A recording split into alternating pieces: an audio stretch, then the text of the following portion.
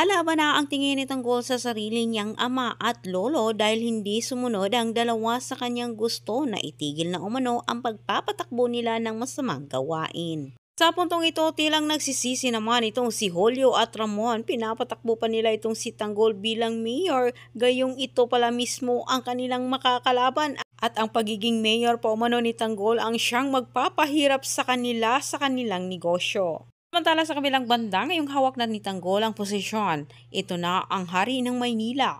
Natatakot na itong si Rigor na baka tutuhanin umano ni Tanggol ang banta nito sa kanya. Pero ipaglaban umano ni Rigor ang kanyang karapatan lalo na't wala naman siyang ginawang masama. Maya-maya lang ay hindi naman inasahan ni Rigor ang pagsulpot ni Tanggol kasama ang kanyang mga kaibigan na kung saan una pang tinanggal ni Tanggol itong si Rigor pero si Mando ay nanatili. Sa paglayas ni Rigor sa presinto, binantaan niya itong si Tanggol. Samantala natatakot naman itong si Rigor ngayong si Tanggol na umano ang mayor. Kontrolado na umano ni Tanggol ang lahat at kabilang na umano nitong mapawalang sala kagad ni Tanggol itong si Ramon. Kapag mangyari umano ito ay malayan ng makagalaw itong si Ramon. Yan umano ang hindi hahayaan ni Rigor. Sa kabilang banda, magandang pagkakataon nito para kay Gustavo. Ngayon nagkalabuan ang relasyon ni Tanggol at Julio. Susunggabad sana ni Gustavo ang pagkakataong ito para maging maayos ang relasyon nila ni Tanggol at hinahangad pa rin ni Gustavo na magkaayos sila ni Tinding at magsama. Wika nito ay hindi pa rin nawawala umano ang kanyang pagmamahal sa matanda. Ngunit paano mangyari ang nais gawin ni Gustavo para kay Tanggol at Marites kung si Roberto naman at Miguelito ay haharangan nito?